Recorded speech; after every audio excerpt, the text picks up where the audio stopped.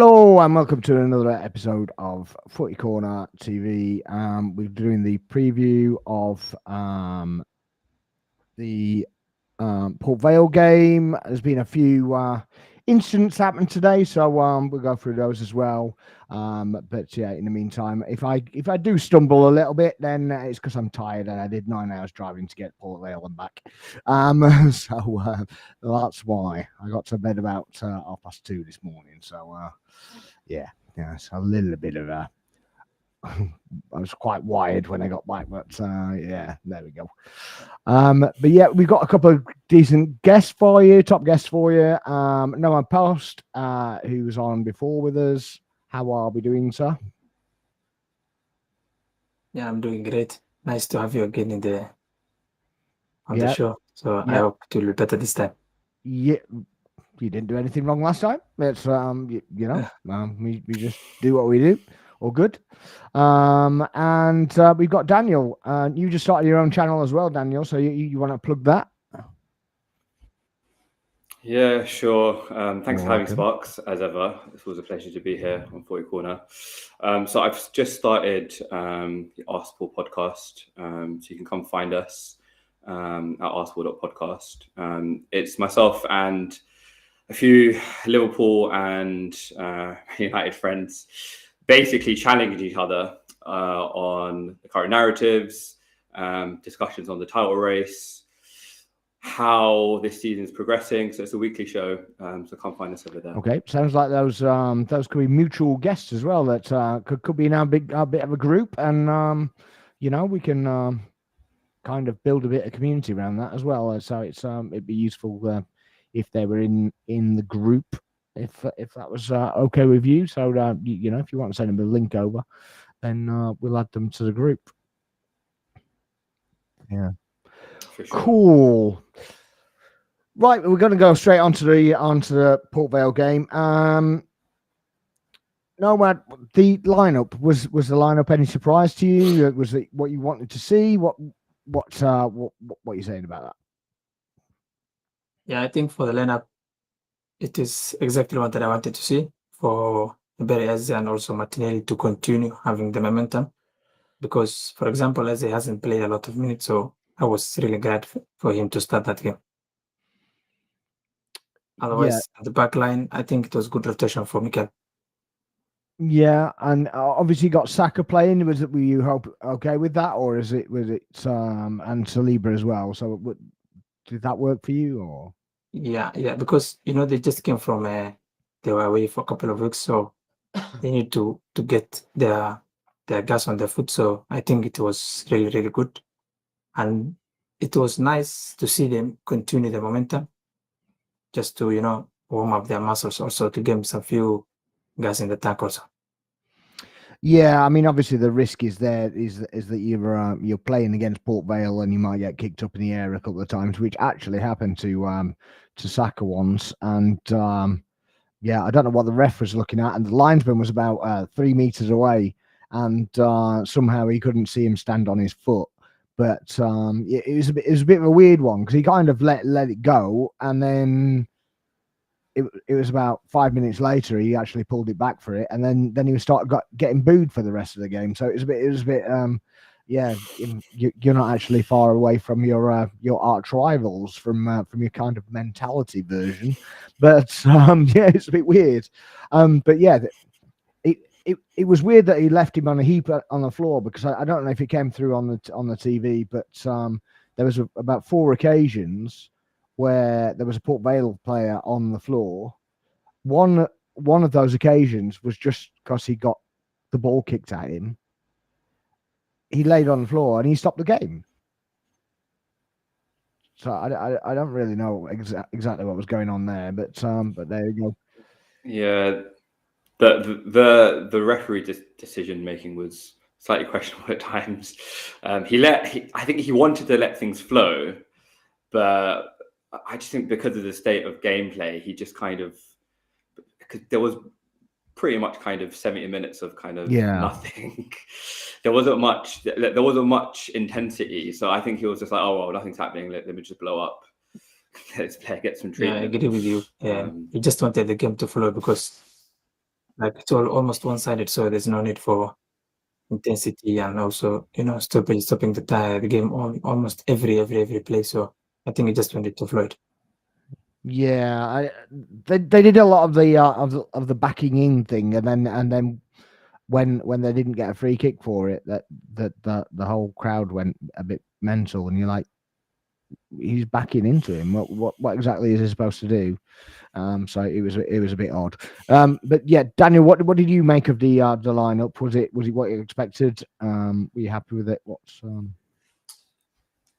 Yeah, pretty much. I expected Dowman to start, and I thought Saka would get the last 30 rather than the other way around.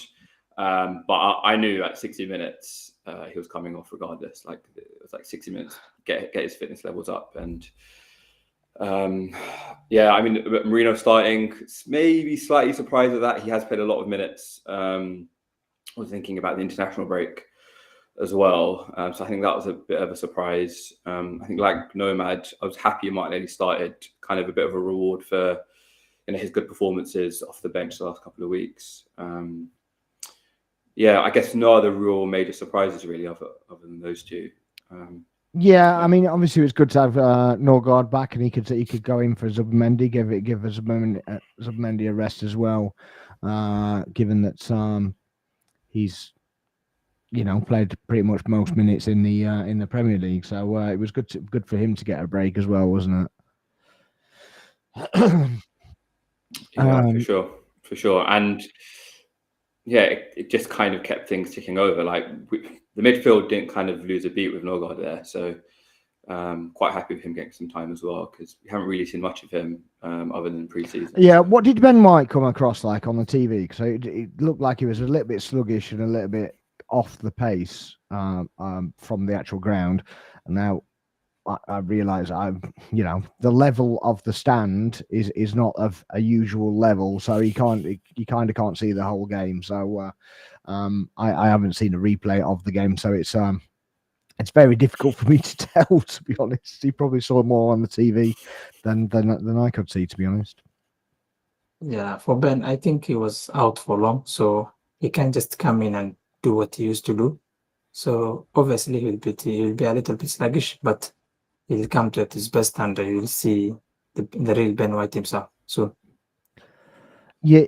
Did you see the same, Daniel? Yeah, pretty much. I think just interesting that right-hand side kind of struggles without Ødegaard being there. Like the three, when I think of that right-hand pod, if you like, of Ødegaard, Saka and White, like Ødegaard is kind of that heartbeat, if you like. And obviously Timber has just been phenomenal. So it will take him some time to get up to speed, I reckon. But I was glad that White started as well. Yeah, I think if I add to a point, and that triangle, they always make a small triangle, Ødegaard, Ben White and Saka. I think when all of three are playing, they all have a very good game. But one of them, if he's missing, the other two, it becomes just the normal game for them. So I think when Martins come back and Ben White starts and Bukayo is fit to play, I think we will see the overlapping Ben White and we'll see a lot of attacking in our game. So I hope it will come to that. Yeah, I was half expecting Ødegaard to play. To be honest, I was I thought he was kind of on the verge of coming back, and kind of half expected him to get 45 minutes and interchange with Eze sort of thing. But obviously he's not ready at all. So it's obviously his injury is just that little bit worse, or he's being protected. I don't know exactly which, but I just expected him. I don't know why. Just because of some of the noises, I guess, that have been on social media that he could potentially return. So at the end of the day, that didn't happen. So is what it is, isn't it? At the end of the day, he's got another game out. I think Arteta's comments in the pre-match presser kind of alluded to the fact that he might make a return as well. Like Arteta is very ambiguous with the team news that he likes to share. Yeah. Yeah, so I think it probably added to kind of that expectation that he might be on the bench. Yeah, because he almost insinuates that he's going to, and then either it doesn't happen or it happens from the start, or yes, some things are a little bit, like you say, a bit ambiguous and a bit made up, and you know, this, that, and the other. And but yeah, we hear all about Arteta's comments because everybody has to comment on Arteta's comments because he can't say anything without you know, it doesn't matter if you're in or an out or whatever you check it all about. You have to comment on Arteta. It's just a bit baffling, to be honest. And you know, I've watched other panel shows like today and yesterday, and rival fans, oh, well, Arteta's got to go and all this, that, and the other. And he's like, what's it got to do with you anyway? You know, Exactly. It's not their business, you know. You know, if we want Arteta gone, we'll do an uprising to get him gone. You know, we don't need you to do it for us. It's just ridiculous. And then I don't know if you've seen the Sky Sports comments today that he's mentioned other things, and he's basically said, "Oh, we're the best things in sliced bread." And you're like, well, he didn't even say that. You just, you know. And yeah, the Redknapp was picking up on, yeah, I didn't expect to see Saka. Well, how else are you going to get match fitness if you don't play them? It's a perfect game to play them in a League Cup game, isn't it? Yeah, you need to get his match fitness back. So you can't do that against Newcastle. It's a very, very physical game. So this was the perfect opportunity for Mikel to introduce Saka. So, but you know, people always have something to say, so you don't need to really put anything into that. Yeah, I just find it a bit weird and a bit stressful, and it's just like, well, yeah, we're not allowed to say anything about any other team, but it's okay for everybody else to have their say on ours. That's how it works, isn't it? I think that's the top of it. I think sadly, Sparks, like until we win one of the big two, we're going to be getting this constant scrutiny every single week, and this hysteria from outside fans, mainstream media. It's just relentless, and like you said, it's tiring. It is tiring. But hey, the life of an Arsenal fan at the moment, I guess. I just find it boring. It's just like every time you look at something on a social media post, it's something about Arteta shouldn't have done this. Arteta said this, and I don't agree with it. Yeah. Well, the thing is, you're still tweeting about it, you're still posting about it, and he probably doesn't agree with you. You know, and there tends to be this pile-on. So if it isn't the likes of Troy Deeney talking about Gyökeres, piling on after Scholes repeating that comment from that fan about, you know, Gyökeres playing in jeans or whatever, it's just relentless. Yeah, and the other teams don't seem to get the same level of scrutiny. Like I saw that clip of Neville on the overlap talking about our game against City on the weekend, and he was like, "Oh, I was willing them to just get it over the line, willing to get it over the line. It was brilliant what Pep did."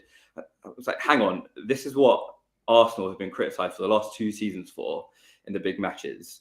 Like the double standards and the hypocrisy, really, it's just there for all to see. But yeah. I mean, we did that exactly the game that we were playing at Etihad last season, and we were 1 man down. So, and they were criticizing us, you know, why are we defending too deep, you know, and already we are 1 man down and we already 1 goal up. So it's always, you know, agenda when it's about Arsenal. I think they need to talk. They need to have something to talk about. And right now, the thing that they can talk about is just Mikel and Arsenal for them to have their jobs, you know. Otherwise, there's nothing else to talk about, and their job is to talk. Yeah, but there were 3 other games that went on last night, and I haven't really heard anything about them at all. They might as well not be playing. As far as Sky are concerned, and all that, I've heard nothing. I know that they played. I know that they won. But did they not win not convincingly enough, or did they win convincingly enough? I don't know. I've literally seen nothing about it. It just doesn't make any sense. And Yeah, exactly. So I saw the other one as well that's defending Ekatike, basically saying, you know, it's a stupid rule. I mean, I think we'd all agree it's a stupid rule, wouldn't we? Would we agree it's a stupid rule? The taking shirt off, getting a yellow card. Yeah, it is, but it was a stupid action. You Yeah, know, but, you're on yeah, yellow no, card. that's not It the is, question. it is. Though. No, I know. Yeah. So it is a stupid rule. Yeah. it is a stupid rule, but it's been a stupid rule for what, 10 years now? Probably more more. than tennis. Probably more than that. So Yeah. and it's not one of the things that is only a rule in the Premier League. It's a rule everywhere. It's a rule in Exactly. internationals. It's a rule everywhere. So, yes, it's a stupid rule, but you know the rule exists. For a very long time. Yeah, and it is much what like everybody criticised Rice and Trossard for kicking the ball away, right? And I've done the same. Yeah, they're stupid rules. They don't even exist anymore. Yeah, by the way, this season I haven't seen even one yellow card just because someone has kicked the ball or has delayed. There was one in football. the Liverpool game, wasn't there? That literally he just tapped the ball away. There was no way he's getting to play a quick free kick. Well, Nothing. But the players are still doing the Darren same. England, But they haven't seen any punishment that has been given. But last season it was just just try a little bit yellow card. Yeah. It's just. Yeah, what were we saying with Darren England with the yellow card for the quick free kick? Is that I've never ever seen an opposing player get a yellow card for a quick free kick in my time watching football. No, I mean if he's specifically being told don't take a quick free kick, and he takes it, then I can kind of understand. Yeah, but why would he say that? Why would he say no? You can't take it quickly. And because I thought Grealish was even talking about after the game. It was like, I had never seen something like that in my life. So it is just very, very, the inconsistency is really saddening, Yeah. Moyes alluded to that as well. Like Moyes alluded to the amount of added time that was added on, like literally only 3 minutes. And I think it was the stat that 9 out of the 10 games all had 4+ minutes added on. Plus. 5 plus, isn't it? Yeah, 5+. And then 4+5, and the 3 minutes added on. Yeah, I don't know what happened in the Newcastle game. I can't quite remember, but there was 11 minutes on that. 11 minutes added on. I guess there must have been a couple of injuries on that one, but yeah, I mean, not to pick up old wounds here. Last season when we played Man City, when you referenced that 2-2 draw. Well, in that match, the ball was actually in play for a considerable amount of time. So how they managed to get that 9 minutes before they actually got the equaliser, it still baffles me to this day. No, it was a bit wild, wasn't it? Yeah. And you do wonder if it was the other way around, whether you get that time added on. That's kind of the question mark as well. But we'll never know the answer to that, I guess. But yeah. So the actual game from Port Vale, were you happy with the performance? What are your thoughts on it? Go on then, Daniel. Go on. You got some sniggering thoughts there. Go on.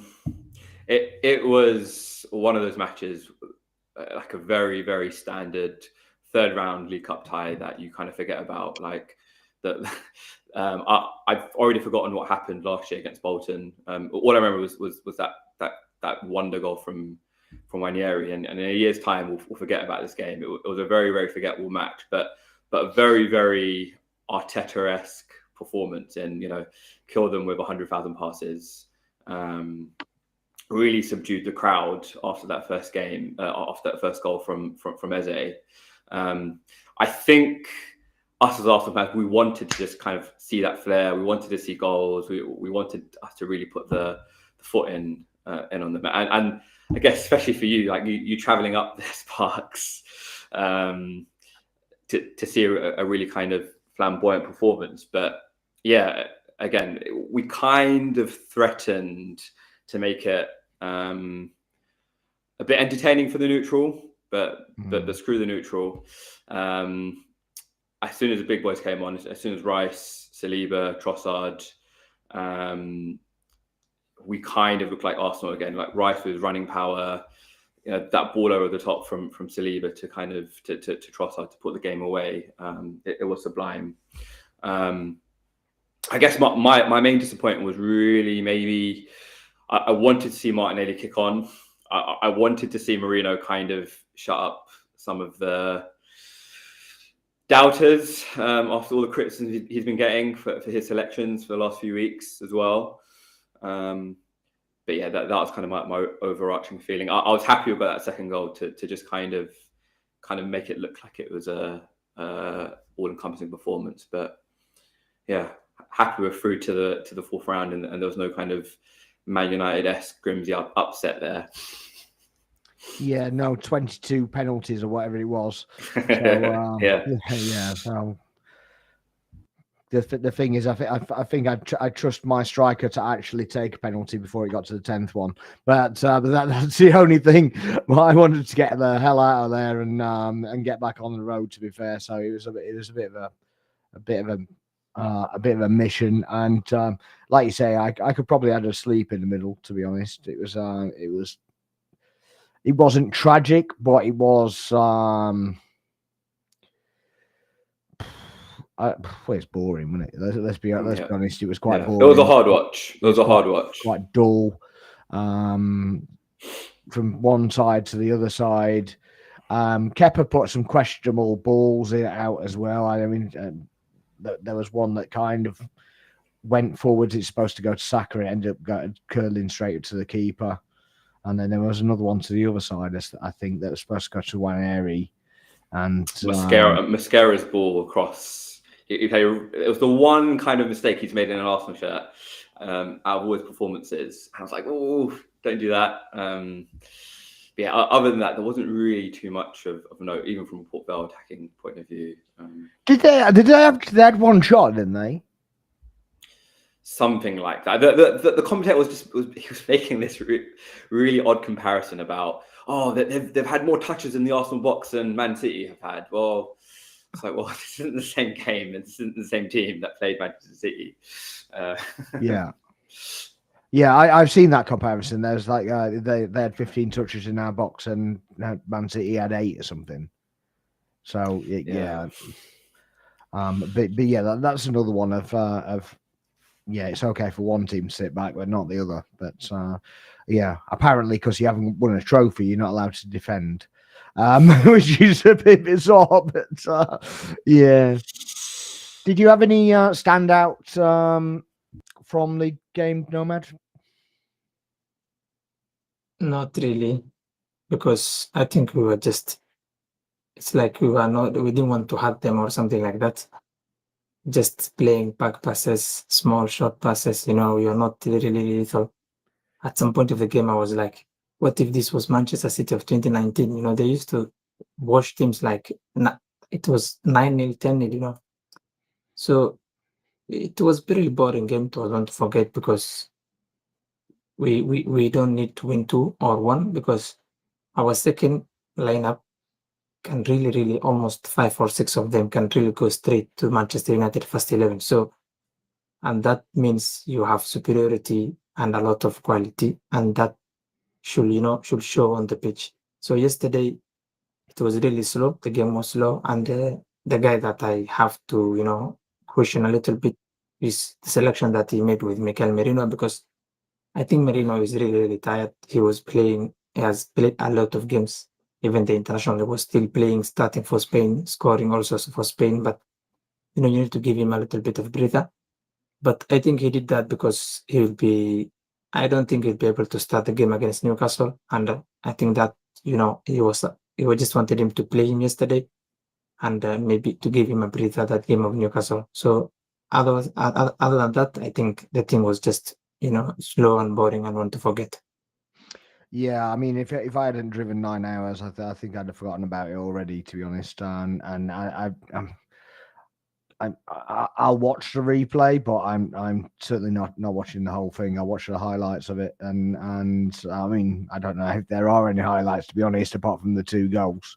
But yeah, we got the job done. We didn't concede.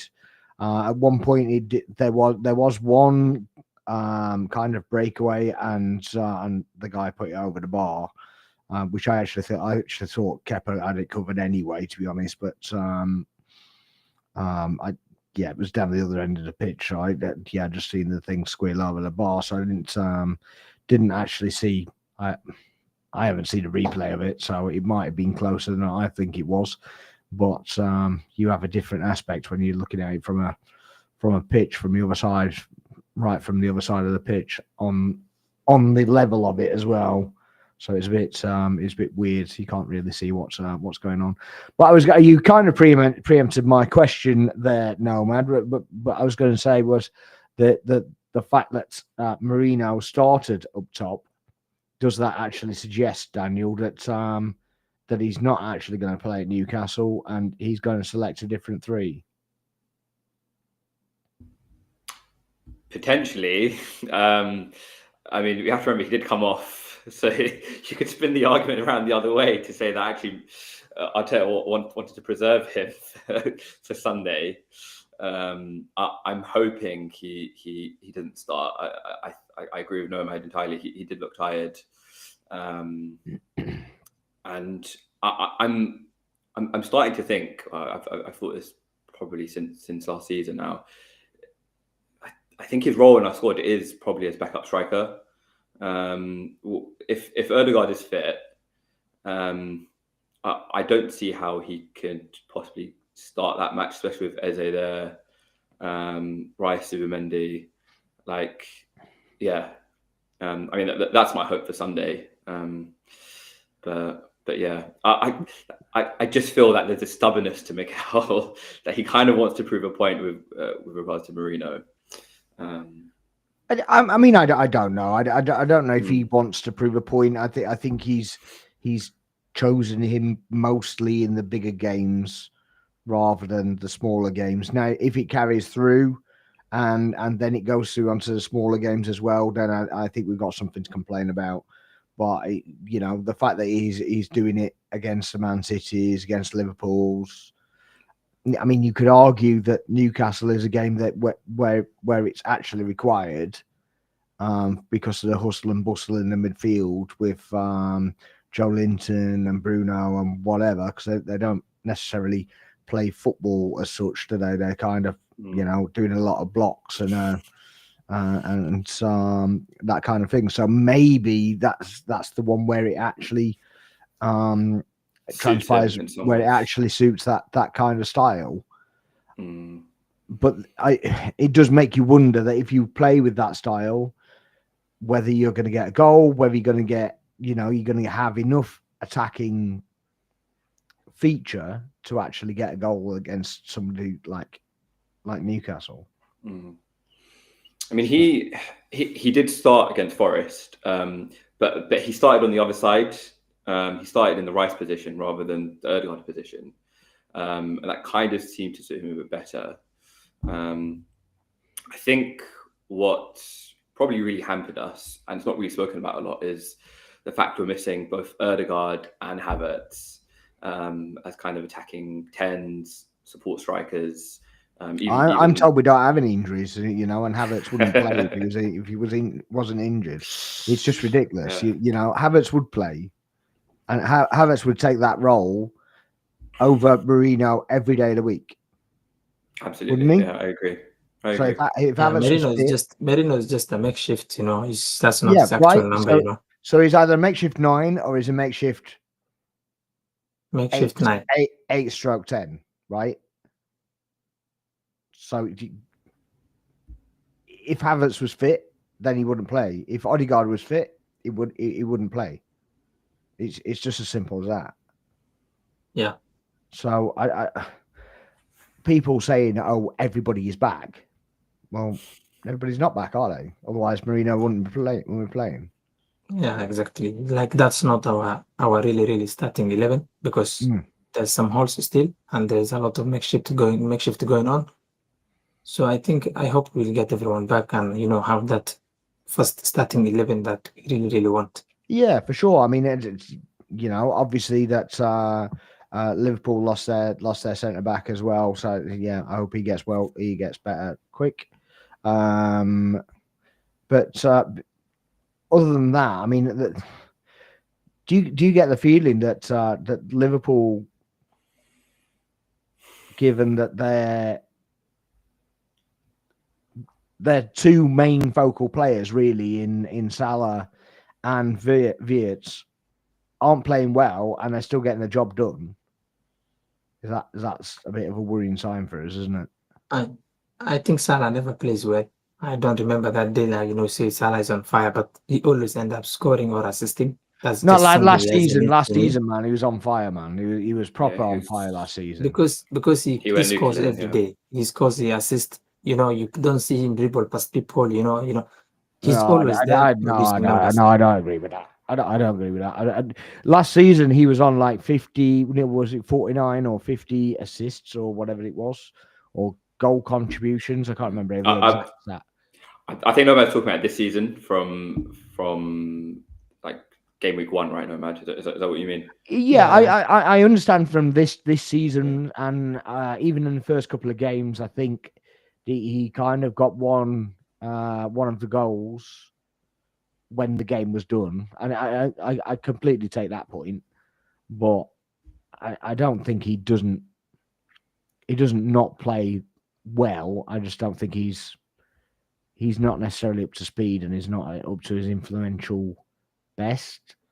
But if you're comparing that to last season, then that could be a complete anomaly anyway last season.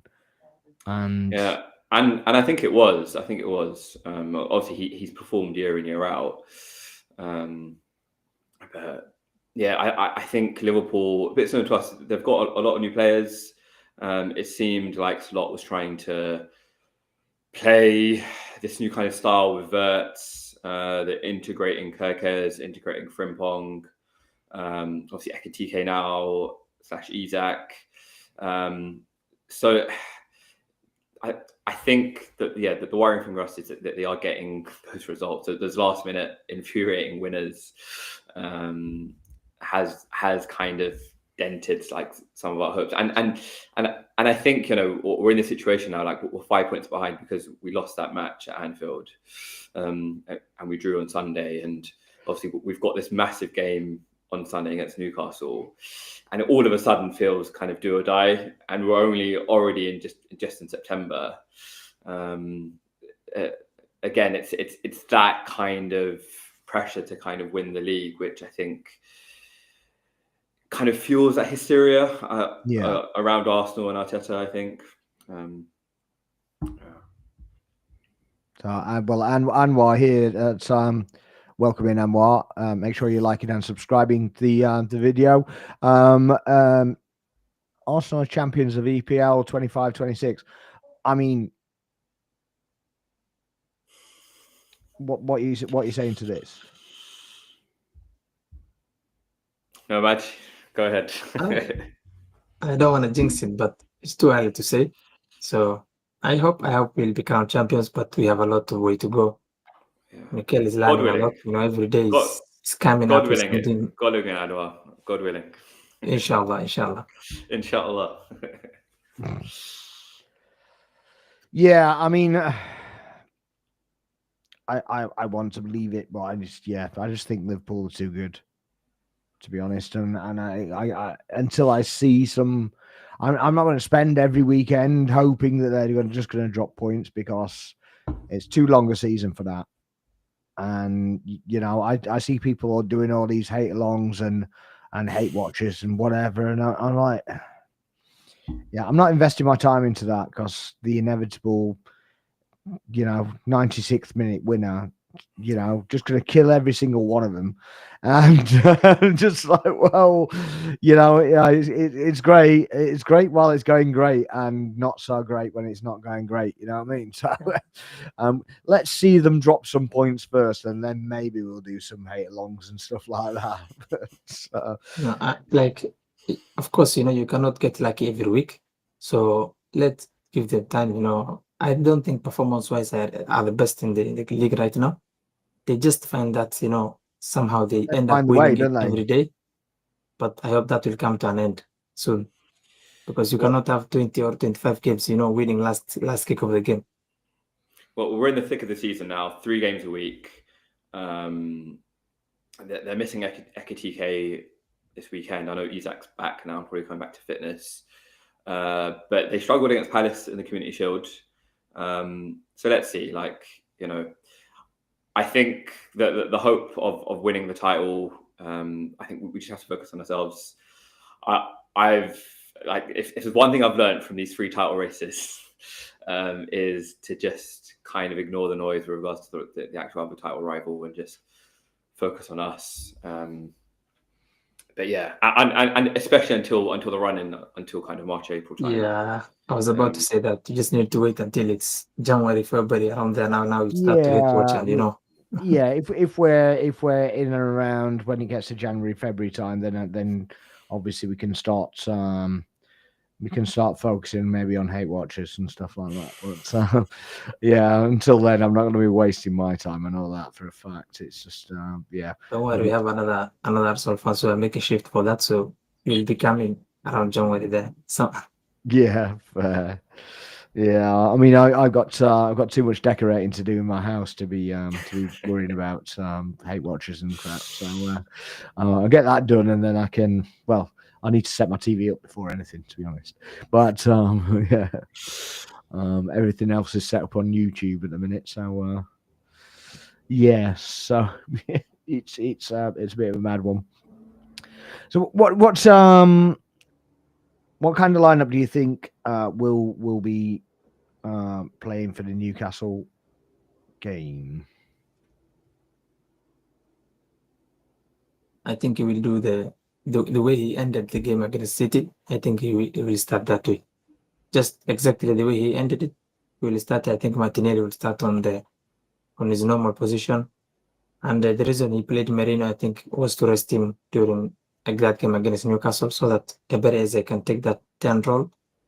I don't think he will really rush Martin back into the lineup, because that is a physical game and he could end up hurting his shoulder again. So I think he will start the way he finished the game against City. Okay. Do you think the same, Daniel? Potentially. If Mane doesn't start, I think Trossard starts instead. I think back to a couple of seasons ago when we beat Newcastle, was it 2-0? And he started with a very kind of technical lineup with Jorginho at the base. So he might try and go for something like that. Of course, Gyökeres starting up top as well. So it'll be interesting. Yeah, it'll be interesting. Would you start Trossard or Martinelli? Me personally, I think I want to start Trossard with Eze in the 10. And having Martinelli come on as a super sub, I think against tiring defenses, he's just lethal. And there is a role in the squad for that sort of player. Yeah. What do you think, Nomad? Yeah, I think I kind of agree with you, because Newcastle, they are, when they see Arsenal, I don't think where they get that energy from. They try to play very, very extra hard. So I think he will start Trossard again, just to have that 1-2 between Eze and him, so that they can release Gyökeres anytime. Because in Newcastle, I know they will sit back, and you don't need that. Martinelli will not be able to have that space to run into so much, like the City were playing Highland. So I think he will start Trossard, try to play that 1-2 with Eze, and release Gyökeres. So I agree with Daniel. You don't think Trossard's too much of a similar player to as a when he plays on the inside left. It's very similar to like the way Trossard plays. Do you not think that could kind of work against the whole methodology, or do you think that's a benefit? I think the fact that there's a lot of technicality there. If we're missing Erdegaard in terms of like that kind of true 10, I think we're kind of lacking that creativity as you saw against Port Vale. So yeah, I'm happy to see them both on the pitch, to be fair. And yeah, just kind of rotate between Martinelli and Trossard as the game kind of wears on. Yeah, but like for me, my biggest disappointment against City was the fact that they didn't start. So I'm just hoping that he does start on the weekend, because he was that X factor signing for us. He was that flair player that we were all kind of clamoring to see. So yeah. There has to be a reason for that, though, right? There has to be some kind of fitness issue or whatever that said that he couldn't start. Surely, in his right mind, the fact that you've gone out and got this player that you've been after, surely you then just don't automatically choose not to play him. There must have been some kind of fatigue or whatever. Yeah, potentially, especially if he did start against Bilbao. And then he came off, and then, subsequently came off. I do think it's maybe more tactics than anything else in terms of Mikel wanting him to kind of bed into the system, knowing how we press, knowing where to stand on the pitch. I think that matters to Mikel a lot. I don't know if you saw. Did you see when Rice came on the pitch, and when sorry to interrupt, but you were going on with where to stand and whatever. But when the corner was coming in from the left hand side and Dowman was on, and Rice had come on, Dowman kind of looked back at the dugout to go here, and they'd obviously gone yes. And then when Rice came on, Rice basically stood like 3 yards to the left of that position, and when you need to go over there now. So it was like it is true, and it's definitely that rigid that it's like, yeah, this is your position. When we're in this situation, this is where you're standing. And I'm not sure if that's the right approach. Do you think it's the right approach to be that rigid of literally where you're standing? No, Matt, I'll let you answer this one. Do you think? Yes. Do you think it's a good idea to be that rigid on where every player stands, or do you think that they should be allowed to kind of be flexible from themselves, or do you think it's a good thing that they're just they're told specifically where to be standing? It's very hard because you don't need to limit a player. So if he told them to be rigid, I think there's a reason for that. But I think our lineup is so flexible. You need just to allow them to be them, and they will kill a lot of teams. They can switch, so many times. Yeah, I think Henry kind of alluded to this when he was speaking about that switch from Arsenal to Barcelona, about Pep's system. And obviously Arteta and Pep are kind of cut from the same cloth. And Henry kind of said, Pep's job is to get you to that final third. And in the final third, they had that creativity and ingenuity and that ability to kind of have that flexibility in terms of breaking from the system. So obviously, I think the point that you're referring to, Sparks, in terms of Rice pointing out to Dowman, I think it was just by the touchline, just kind of by the centre circle, kind of middle of the pitch. I think it was a corner. It was a corner. corner. Yeah, it was a Right. corner, and I couldn't see that far. But yeah, so yeah, I could, yeah, just see silhouettes and still loads of bodies in the middle of the field. That's all I saw from the centre circle. But when we had a couple of corners consecutively, I think there was one to the left, then one to the right, and then one to the left again. And it was the second one to the left where he made the substitutions. And Downman basically stood the corner of the box, just on the outskirts of the box. And then Rice came on, and he basically stood like in between where he'd been standing and the semicircle of the box, if you like. And then he pushed him across. So I don't know if he'd been doing that the whole time or what, but that's the first instance I saw of it. It's that kind of on-field coaching, right? Yeah. So I mean, obviously, Downman's quite new to the fold in the first place, so obviously he's going to need help anyway. Yeah. But obviously, it was like, I don't know. Maybe that was maybe he pushed him out further because he thought that there would be an over reliance on him doing whatever. Do you know what I mean? I don't know. And I don't know if it was soon after that Downman played that ball over the top to Gyökeres. Whether it was soon after that happened. Again, it was such a forgettable match. Yeah. Yeah, definitely can't remember that. To be fair, I mean, I'm 6'2", and I stood on a step, and I couldn't see over that because everybody stands up anyway. Sure. And I couldn't see over there's like a section at the front with about 10, 15 rows, and then the whole back section. So there's like a gangway in between. So it's really difficult to see over the top. So I saw the ball coming over. I didn't see the shot. I saw it went over, but I didn't see the shot. But yeah. There was a time as well where Downman kind of came across the front of the goal on his left foot, and I felt he could have shot at that point.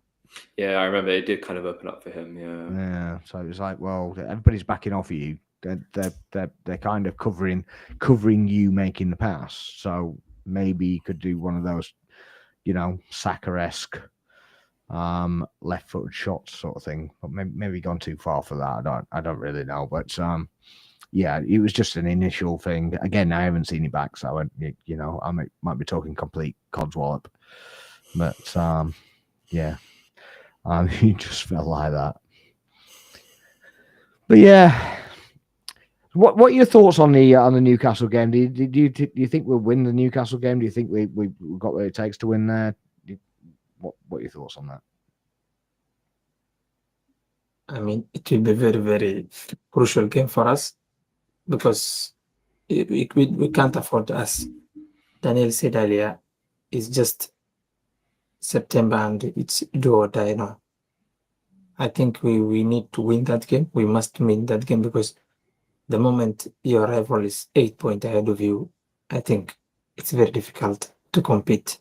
Yes, there might be luck, but morale and everything will be different. For us, it will be low, and for them, it will be very, very high. So I think we must win. We need to win for us, at least to be in the conversation about titles and, finishing where we need to be. So I think it's must win for us. There's no any excuse. And I think as well, just to kind of do one better compared to last season, it was a pretty drab performance last season. As soon as Isak scored that goal, that struggle of us kind of beating this mid to low block was a kind of recurring theme.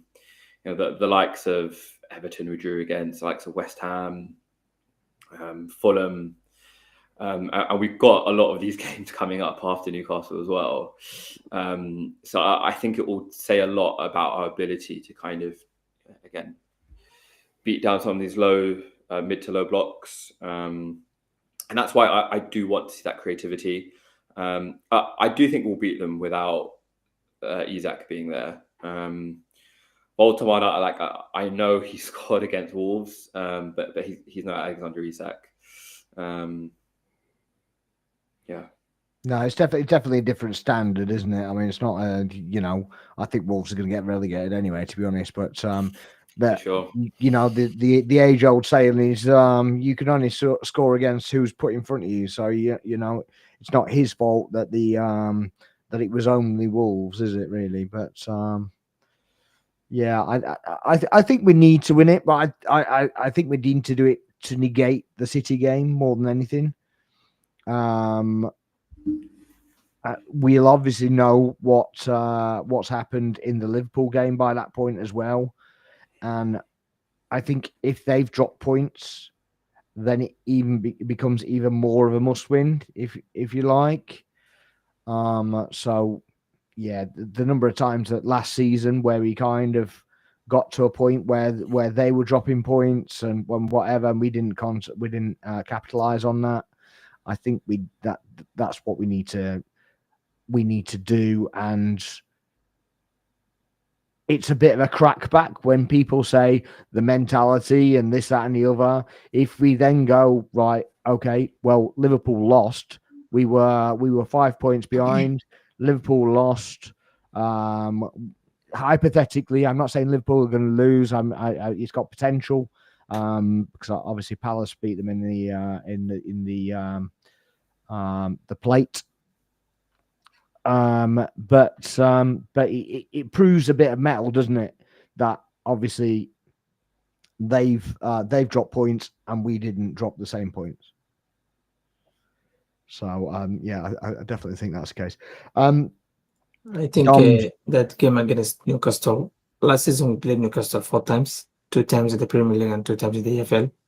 We just managed to score 1 goal. So yeah. Yes, we need to win. We must win, but we cannot forget that these guys has been really, really problem for us. Yeah, that's just true. Imagine but playing 4 games and just scoring 1. It is, I don't know the problem, but it is a hard game for us. But I hope we will get that done. Yeah, for sure. Evening, Dom. Dom's another panelist. Is in the chat. How are we doing, sir? If you are in the chat as well, please make sure you're liking and subscribing to the channel. I'll put in Daniel's link in later. So yeah, we'll put that in the comments later, and you can follow that as well. Right. So this is the first thing. You obviously missed the first bit of the show. Kug. I don't even know how to pronounce that. Too tired for it. I drove 9 hours yesterday, mate. I didn't get in until 2 o'clock this morning. I was up at 7. So yeah, I forgot its name. It's as simple as that. So I know it's a plate, so I called it a plate. There we go. Dom has put Raya, Timber, Saliba, Gabriel, Calafiori, Submendi, Rice, Eze, Saka, Trossard, replaced with Martinelli late. Gyökeres for me. I'd actually start with Martinelli and replace him with Trossard because I don't like Trossard starting. But I don't like either of them starting. I think they're both better as super subs. I mean, if you're talking about a dedicated left winger that we could have got in the transfer window, then that's a different story. We're going into a different conversation again, which we probably done to death, to be honest. Yeah, I don't really want to get into that, but I take that point completely. I think they're almost same nowadays. They're both clutch players. They're winning us the game, assisting one another. So I think it doesn't matter who starts. I mean, be okay with it. The alternative is putting Eze on the left wing and starting Wanyeri. you know, I he's don't got a new think contract. I don't think he can do that in Newcastle. I think he could do that in lower level games. I don't think he can do it in Newcastle, to be honest. I agree, but you know, he's got a new contract. He's there to be played, right, Sparks? But yeah, I mean, let's see. I totally agree with Dom's lineup. I think what would be interesting is, depending on game state, if we're winning 1-2-0, whether Marino comes on for Gyökeres, if Gyökeres is looking a bit tired, putting Marino in as, you know, a bit of a false nine, I think is a good use of him, to be fair. Yeah, it's got potential. I'd prefer that to see out a game rather than to start a game. So I'd like to start the game, start a bit hot, and score a couple of goals, and then switch it up to kind of be solid rather than be solid and then switch it up to be more attacking, because obviously you're playing the clock then. So I think it restricts. I think it restricts on game state, as you said, and I think you should start with the stronger side, and then consolidate basically. Dom put Calla can overlap Trossard for width and get Eza playing right, the right 8-10. Yeah, I completely agree with that. I also think that that Rice and Marino can't play in the same state because they're very similar. They want to occupy the same space. And I think if it does happen, I think Rice and Zubimendi need to switch sides. And Rice needs to do the centre mid role from the right side, and Marino does it from the left. And then that works as well, that you can basically slip in Eza straight into that position as well. So it will actually favour him as a position. What's that? We United beat Chelsea, but at the moment we need Arsenal. What do you mean you need Arsenal, mate? I don't really understand that. Maybe from the Liverpool perspective, as in they want us to. Oh, they want us to win rather Maybe, than. maybe. Right. Okay. Yeah. I mean, they're already equal, aren't they? So it's yeah. I mean, I don't see United getting anywhere near a title for a good few years, to be fair, at the minute. So yeah. I wonder if yeah, we had a guest, and I wonder if he's actually regretting him saying that they'll win a title before Arsenal. I mean, and that's still highly possible, but we haven't got there yet. But yeah, you need to get in the conversation before even thinking that. I think Don was saying that he agrees with the switching sides. So yeah, that's definitely something I think he could think about as well. So yeah. Some news that came out today. I don't know if you saw the tweet from Indy Kyler. So Indy Kyler was basically called out again today. The Mr. Ornstein, you have blood on your hands. You didn't realize what you were doing, did you? Giving that guy a bit of credit. And people are still saying this guy, this guy. He's got all this credit in the bank. Well, yeah, for Liverpool transfers, yeah, he's got nothing for anybody else. So yeah, but he came out and basically said their private meetings with Real Madrid and Saliba, and I think it was about 4 hours later after Hand of Ozil basically called him out and said this ain't happening whatsoever. David Ornstein said Saliba is signing a 5-year contract. Bomb. So it's in the coming days. It's not done yet by all accounts, but it's coming. So thoughts? Man, my profile pic is of Saliba. I absolutely adore this guy. He is part of the reason why we were kind of top 4 challengers to becoming kind of title challengers. Our season 2-3 seasons ago fell apart as soon as he got injured. He is just elite in every level. The fact that he's signed till 2030 suggests that the players believe in Arteta. The players believe in this project. Gabriel's already signed as well.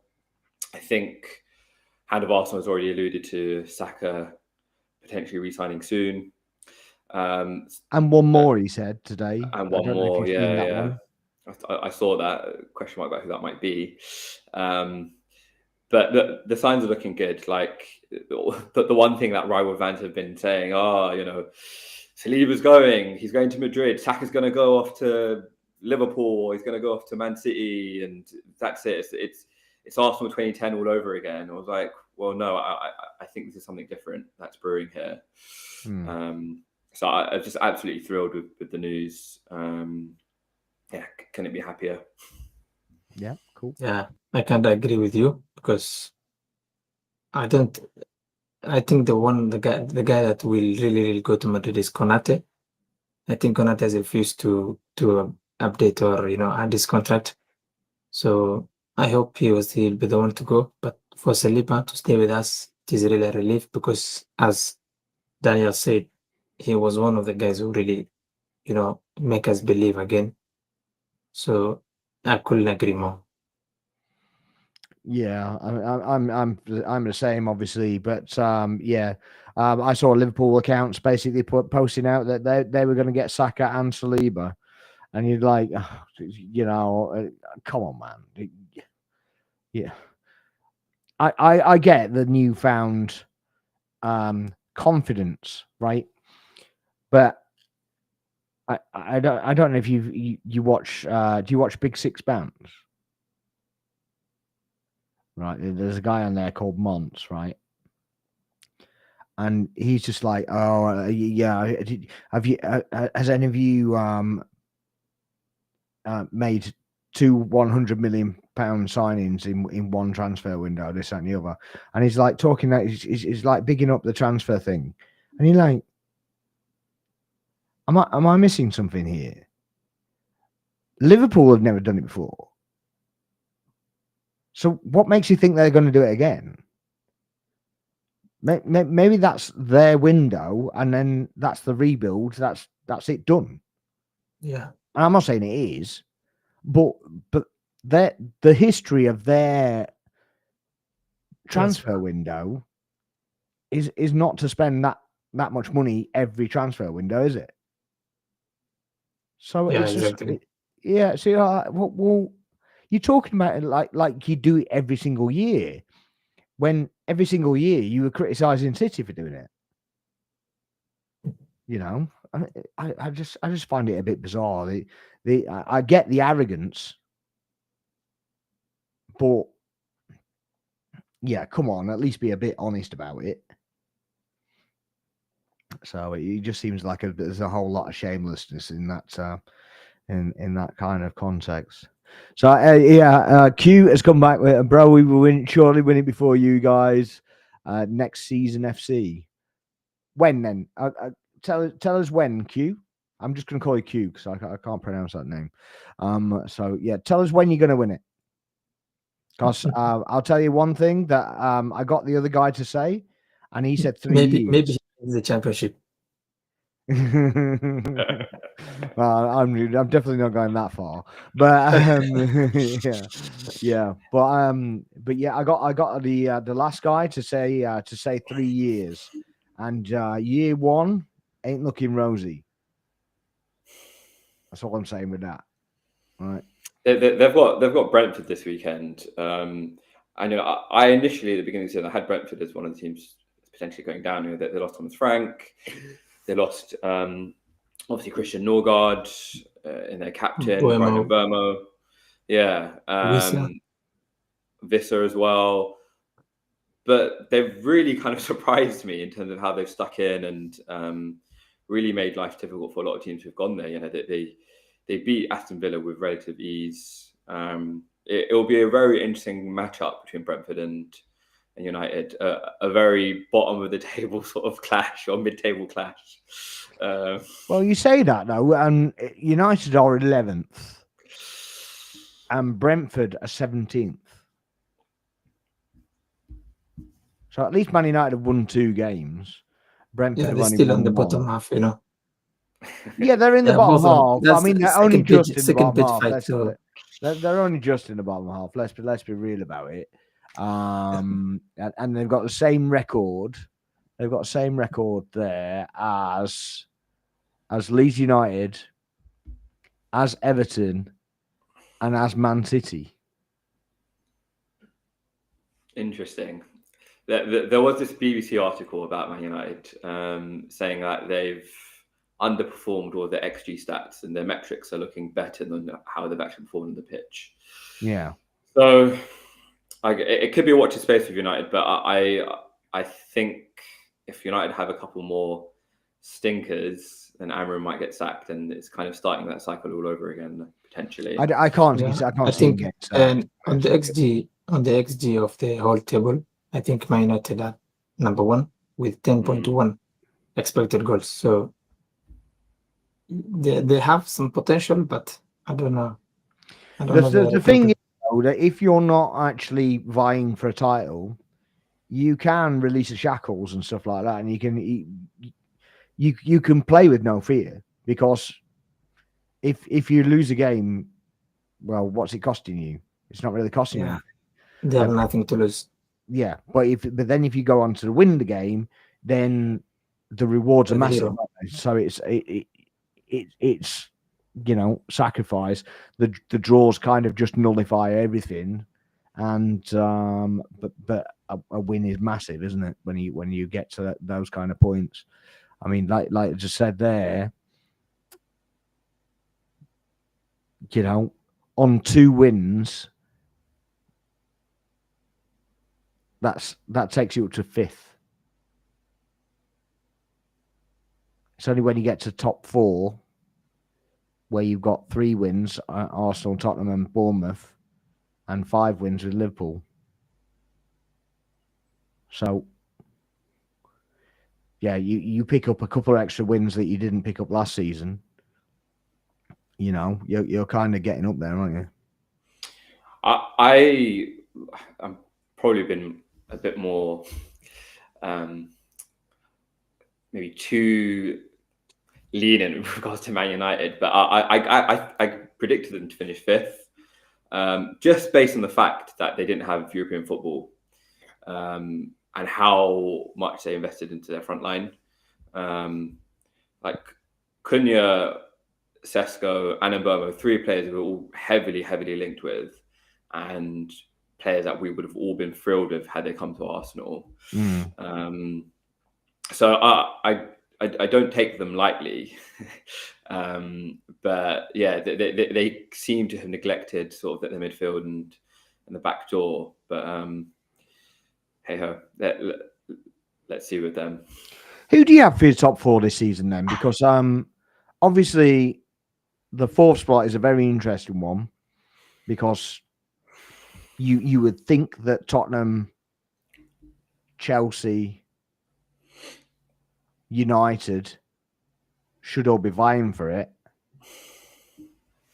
But do you think they will be? I don't think I agree with you. God, no much. Yeah, maybe Chelsea and Tottenham, but United, the biggest problem with United is their manager, because he's trying to play a system and he doesn't have the personnel to play that system. So yes, they have quality players, Bruno, Mbeumo, all that Daniel has listed, but they suit another style, not the one that you want them to play. So until he changes that, or he brings in the guys that can really execute that system, and that's the time that we can really boost, or think that they can do better. But for now, I don't think that 4th spot they even come near to that 4th spot. Where do you think they are then? Where do you think they are? I think this will be bold, but I don't think they will even get any European games. Oh, against really? You against think that? the You think season. that Yeah, bad? yeah, So that's sub 7th basically. yeah. So you think 8th or lower? That's where I put them. Who are taking the points the places above them though? If that's the case, because Villa are on a massive drop off. You might get Forest back up there potentially, but are they? They're not going to be. They're not going to be the force that they were last season. Newcastle. Bournemouth. Go on. Bournemouth. I think Bournemouth will also You think get spotted Bournemouth with are them. going to finish above United? I mean, Yes. that's got potential. But so you think that they're going to get That European has legs. football? That has Yeah, legs. because Bournemouth last season they came close to the Champions League spot. They Okay. they did not lose any players, key players. They still have their players. You know, when Bournemouth. you They just lost Kirkes They got and Zabanya, who went to PSG. Zabani and also Yeah. the defender Kepa. Oginhausen. But Kepa's gone to still they Arsenal. have good Yeah. attack. If you check the attack, they're still there. And Kluivert, Anthony, they all have good players. So I think they will really finish above United. So above United, United, you got obviously going Liverpool, Arsenal, Chelsea, Tottenham, City, Bournemouth, Newcastle, Newcastle, and then Sheffield United. And you think they finish 8th? Do you agree with that, Daniel?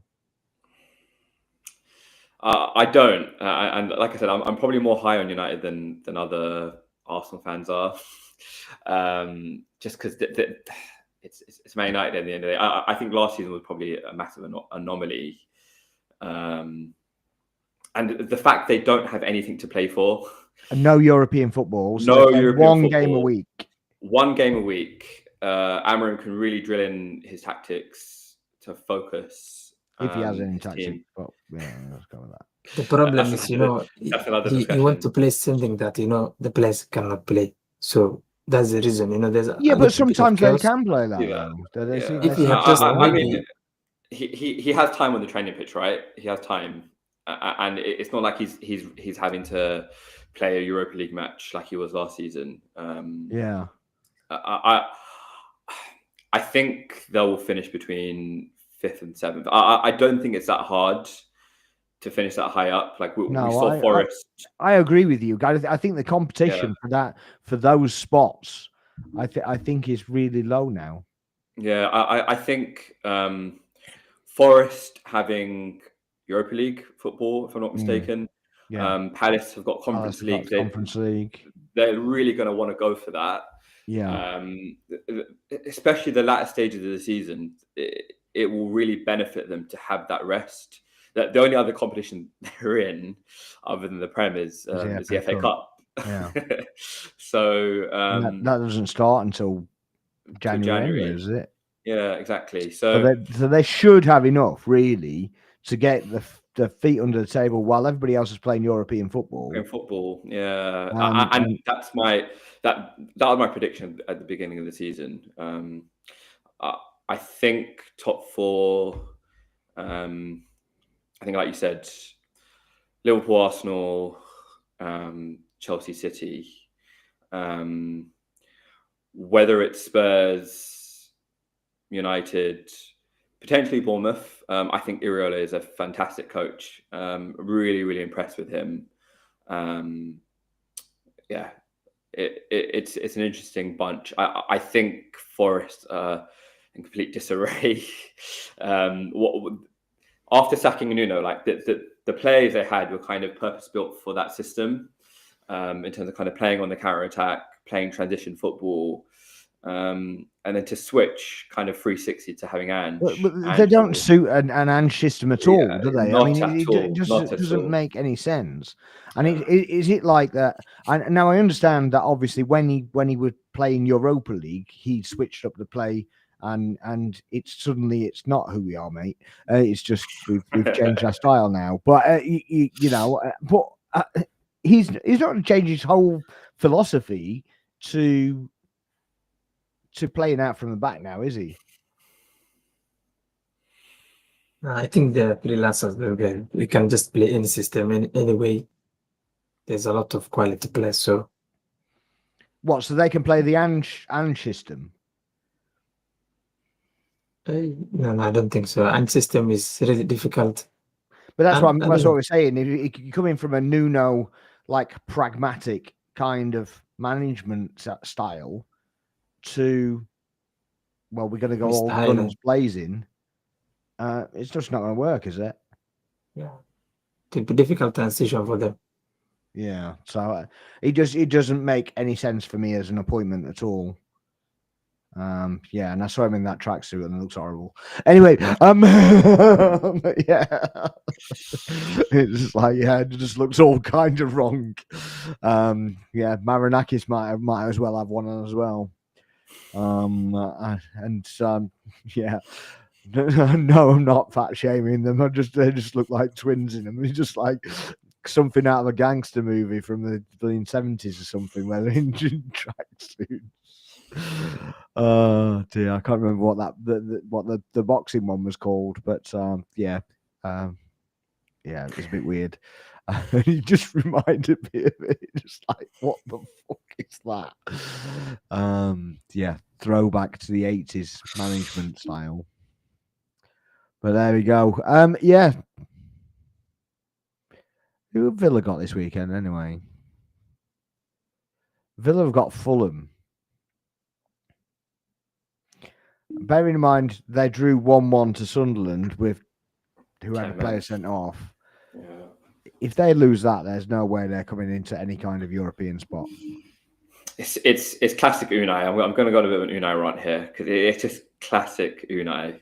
Second season implosion. I think the players tune out from him. They kind of have enough.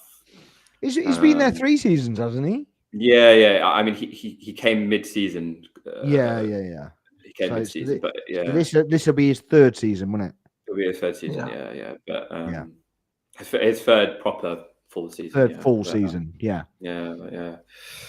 I think they still have potential, but as Daniel said, it's typical Unai. So yeah, I mean, go on. I feel like rival fans don't understand the pain we suffered with this man. Like, they always love to bring up, but if Unai had this squad of Arteta, then he'd won the Premier League by now. I'm like, no, you didn't watch us. You clearly didn't watch us when we were struggling. It's when they bring up the 3 DMs, and it's like they're not 3 DMs. And if you want to look at somebody that did use 3 DMs, then look at Unai. And he didn't just do it against Man City or whatever. He did it against Watford. He did it against Sheffield United. And Torreira is a 10. Like, Torreira, who was in the 10. We almost lost Xhaka because of that guy, because he was playing Xhaka deep, and Xhaka was getting in trouble every week because he doesn't have the pace. Torreira is just playing ahead of him. He loses a lot of balls. So nobody even says anything about that Xhaka was played completely out of position. And Xhaka was a CDM and all that lot. No, he wasn't. He's never been a CDM. Absolutely never. He was facilitated by Wenger because he had to be. But he was never a CDM. Absolutely never. And if you rely on that guy, on Hothead as a CDM, sorry. I think if we brought Mikel on February, we could have lost Xhaka on January. So I'm glad he came a little bit early. Yeah. Because Xhaka, the next season, it was a very good season. He scored a lot of goals. He had a very good farewell.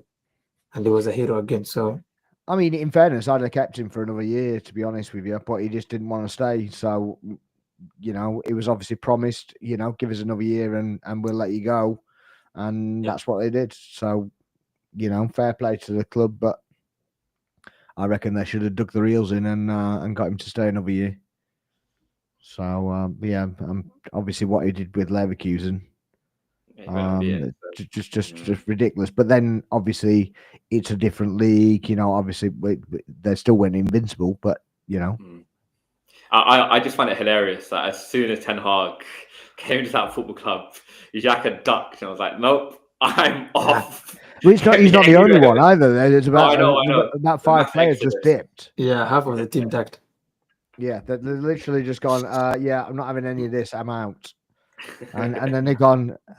Yeah, the owners come down and gone. Where's all my players? Oh yeah, they've all dipped, mate. Why did you go? Because of him. Why did you go? Because of him. Why did you go? Because of him. Right, mate. Bye. Off you trot. What do you make 13 days or something stupid?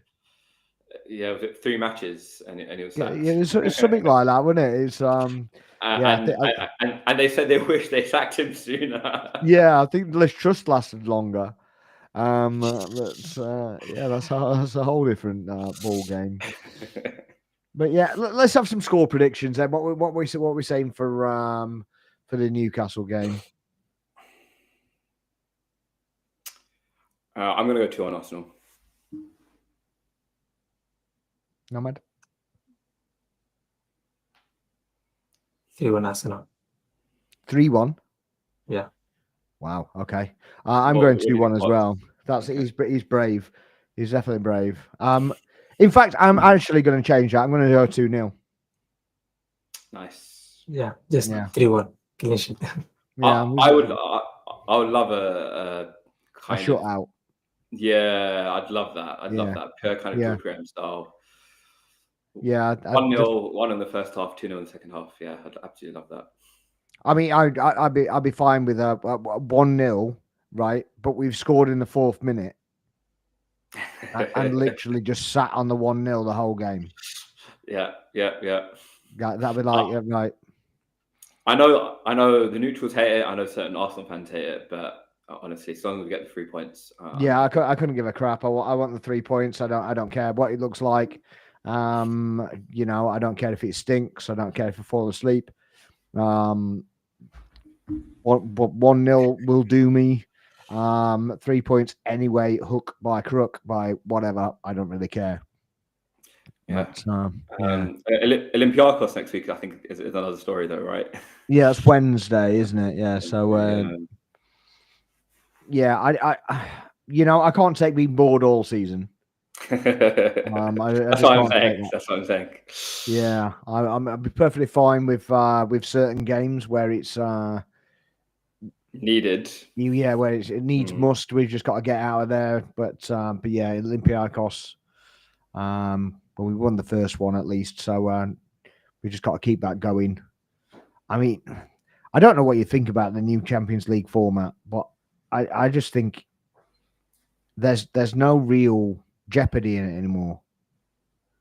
You can basically stink out the first 3 games and then win the rest of them, or even win 2 of them and draw 3 of them, and you'll still get through.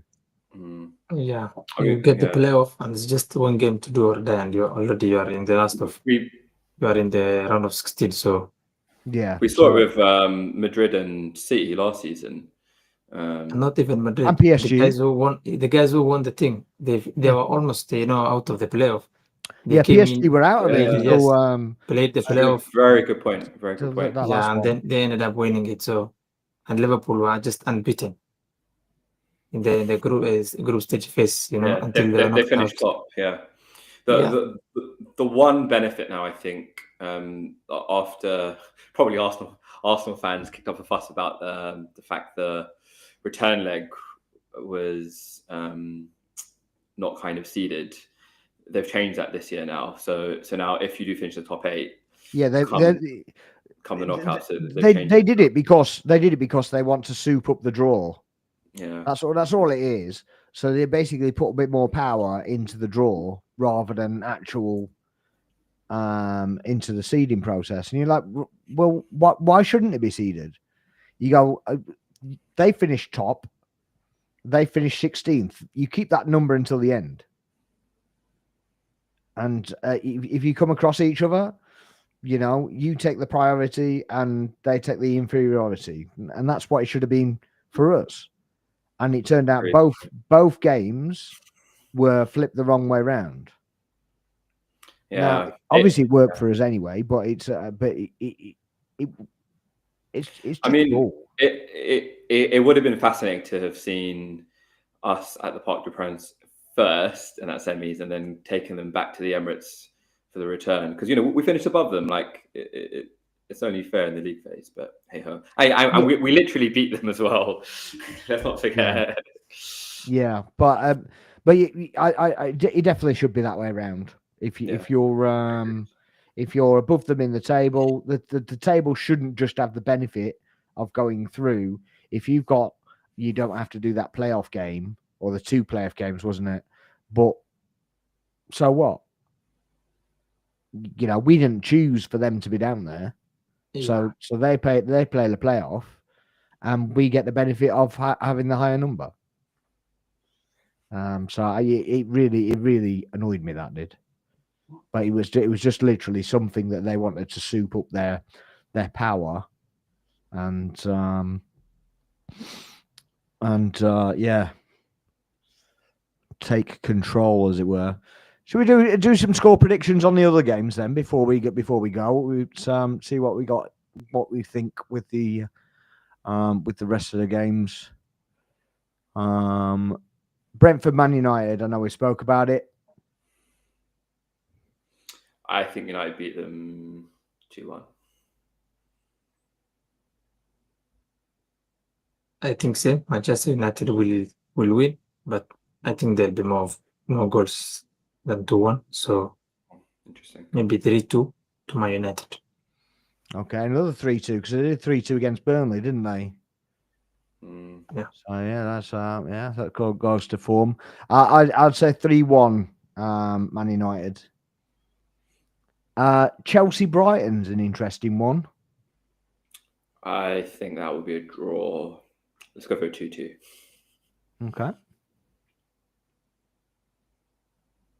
I think Brighton will be able to win because Chelsea are missing a lot of players, including their talisman and Cole Palmer. So I think Brighton will get the job done. 2-1. Yeah, I'm going to go with you on that as well. I'm going to say 2-1 Brighton. I live in Brighton, have a bit of a soft spot. So that's my excuse, and I'm sticking to it. Fair enough. So I've got an excuse, you haven't. Anyway, Crystal Palace, Liverpool. You can go any way you want. Head, heart, yeah, whatever. The heart is saying 1-1. My head is saying 3-1 Liverpool. Okay, fair. For me, I think this fixture is always hard for Liverpool because for the last 4 games, I think Liverpool won once. Palace also won once, and they had drawn the other 2 games. So I will go for a draw. Maybe 1-1 draw because they must score Liverpool, and the Palace have to come back for it. So I think it will go 1-1. Yeah. I'm a bit like Daniel. My kind of heart says 2-2 draw. But I kind of think Liverpool win 3-1. So yeah. I hope for my hope rather than the belief. But there we go. Leeds United against Bournemouth. 3-1 Bournemouth.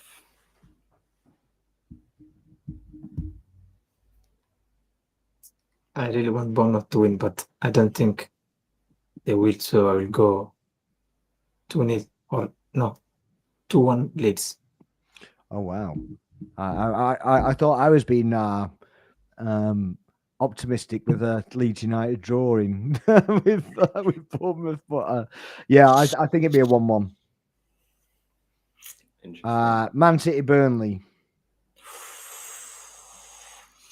I think I fear for Burnley. I think it'll be hammering. 4-0 Man City. Okay. Yeah, I agree with him. 4-0. Yeah. I'm going to go 4-1. They concede. Okay. Yeah, they always seem to concede first, and then kind that's of wake typical up Man City. and whatever. So I predict Burnley to score first. And give everybody a bit of hopium that they're going to beat City, and then smash them out of the water. and then Robot kicks into play, and it's the Erling Haaland show. Yeah, pretty much. Stress Mania showing some love to Nomad. Well, make sure you're showing some love to the channel as well, and hit the subscribe button and a like and a share, and we'll all appreciate that as well. Thank you very much. But thanks for dropping in. That goes for anybody else that's in the chat as well, or in the replay. So while we're just doing the score predictions, I've got my triple captain active on Haaland in my fantasy. So have you? Okay. Well, I don't think you've chosen a bad game to do it. Let's go with that. But yeah, Forest Sunderland. Is it going to be Ange's first win? And if he doesn't win, is he getting fired? We know what Marinakis is like. He's like bloody Abramovich on steroids, isn't he? Yeah, I agree with you because Marinakis is not, like Daniel Levy will allow you to do, whatever you want. So I think these two guys will not be able to go along for long. So he has to give out some good performances, or he will be sacked very high. Yeah, Sunderland a tricky team. I can't read them. I'm gonna go for 2-2. I'm gonna go for a 2-2. Yeah, I think I agree with that. To be honest, they're very flip flop, aren't they, Sunderland? And Forest's obviously got the new manager and whatever. So yeah, I just you normally get a bounce with the new manager, but I just yeah, it's not quite the same thing in my eyes, to be honest. Stess basically said that Burnley is different this season. They might be a problem for City. I wouldn't get your hopes up if I was you, to be honest with you.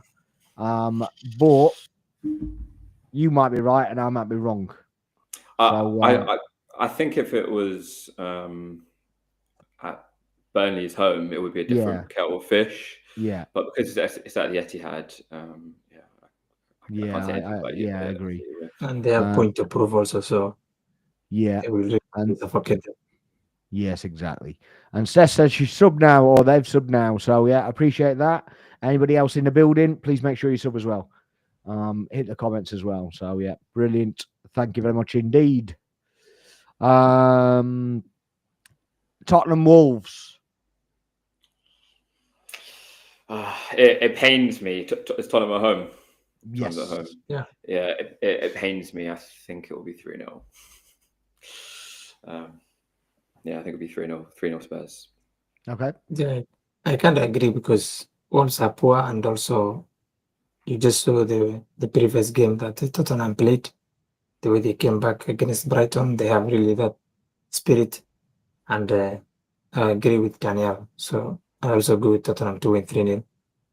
Yeah, I'd say 4-0. I think Wolves are a free hit to go down, to be honest. So yeah, I think they're gonna spiral. They lost quite a few players in the summer. Not really done anything about it, to be honest. So I think they're gonna struggle. I have a Wolves mate, and he was at pains to correct me that they have signed players, but none of them have actually clicked or actually done anything of note. I was like, nah, man. Didn't they sign that Silver guy, didn't they? And and he was the next big thing, and this, that, and the other, and my God, it's so trash. They signed him, Fer Lopez, Jackson Thatchucha, I can't pronounce his name. A few other players, but it just hasn't materialized for them. Yeah, they definitely haven't been reading off the Chelsea Brighton team sheet, have they? You know, they should have been getting hold of that list rather than the list that they got, which, you know, I wouldn't put it again.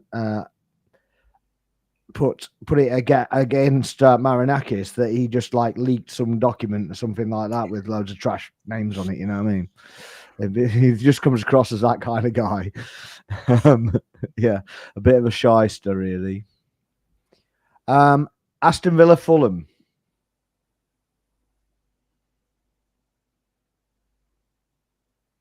What do you think? I think Villa will get their first win. Will they? Yeah.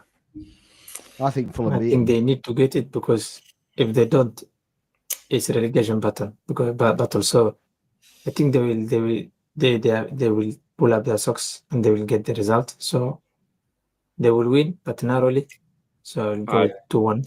I think a draw, like a 1-1 or a 2-2.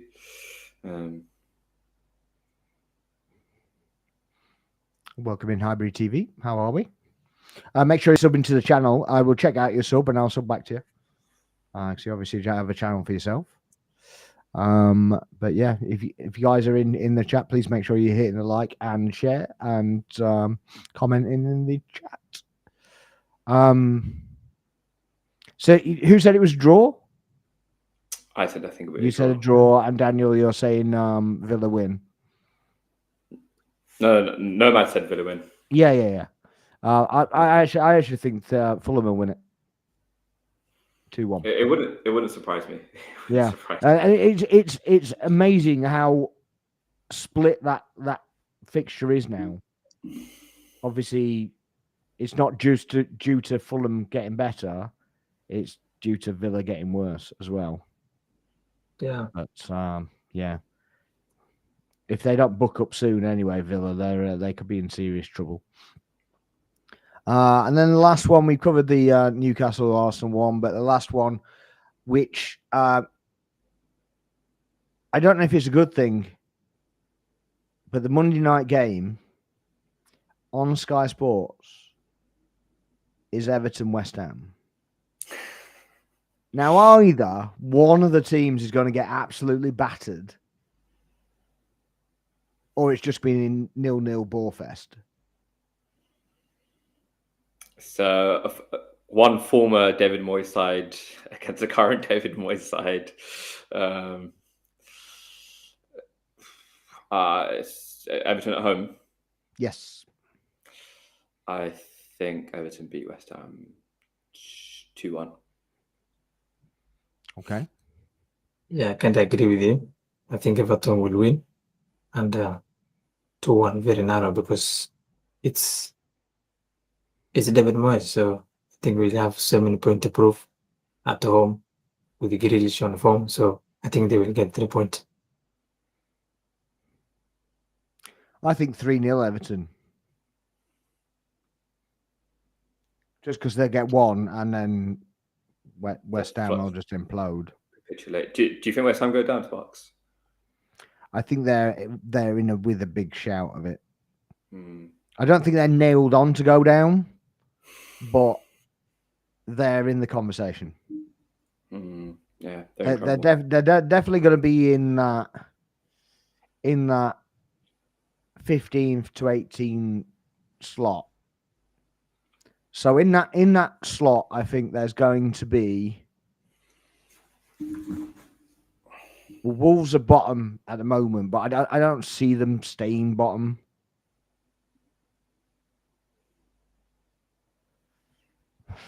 Do I see Sunderland? I think Leeds stay up.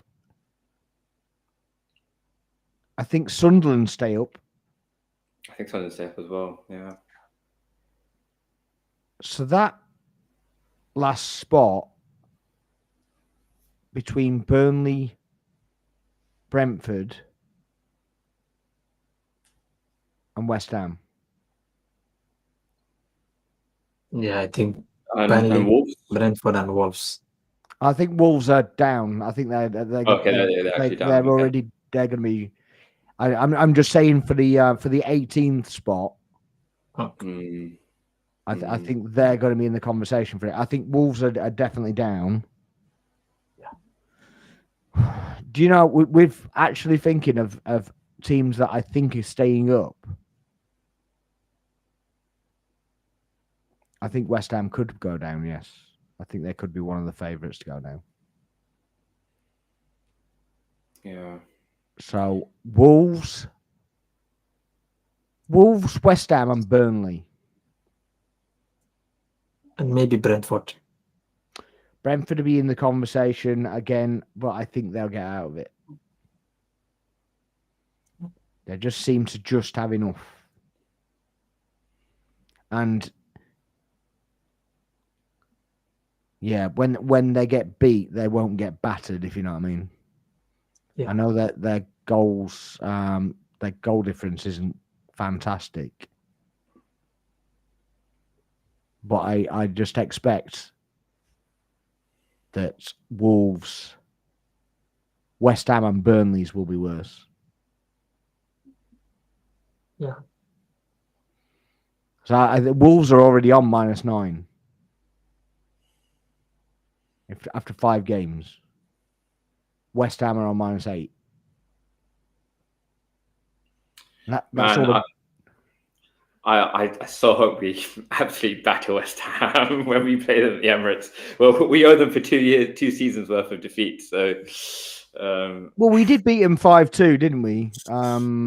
yeah, So, I know, but It was not. you- It doesn't I matter. hope the It was people not see this crucial. memory. do you know Yeah. what happened in that game? Say against Box? Do you know what also happened in that game? What, the one we lost? The West Ham game, the 5, was it 5-2? We got 2 penalties. That was the only penalties we got the entire season. Yeah. 2 penalties in one game, and we never got another penalty the whole season. So either we weren't in the opponent's box, which I guarantee you we were, or we just didn't get a penalty with surefire penalties. So yeah. Hopefully we can win a few more with Gyökeres. Though they're not real goals, are they? So you know. Right. I think we're done. Yeah. So Daniel, do you want to plug your channel again? Yeah, come check us out on the Arsenal podcast. Yeah, hear some of more of my views as well as some Liverpool chatter, and occasional Man United chatter as well from the other boys on there. So come check us out on there. Yeah, we're trying to be multifunctional and across clubs as well. So it'd be useful if you want to bring those guys in and they want to be involved, and it'd be useful to have them in the group as well. They don't have to get involved. It's just that if they're in the pool, and they get availability, they might be able to jump on a show. It just have a bit of diversity from just Arsenal, you know. Yeah, there we go. I'll have a chat with the boys and see what they say, Sparks. Yes, indeed. And thank you very much again, Nomad. Thank you very much. You're welcome. Yes, lovely to see you again. And yeah. But yeah, I think that's it for this evening. And yeah, again, thanks again for the guests. Thank you to everybody that's joined the show, that's commented. Please make sure you're subscribing, liking, and sharing the video. Any comments below, we'll try and get to as soon as you can get to them. And yeah, we'll see you next time, probably on Tuesday of next week, after the weekend's fixtures. This is Footy Corner. I'm Sparks. Good night. Oh.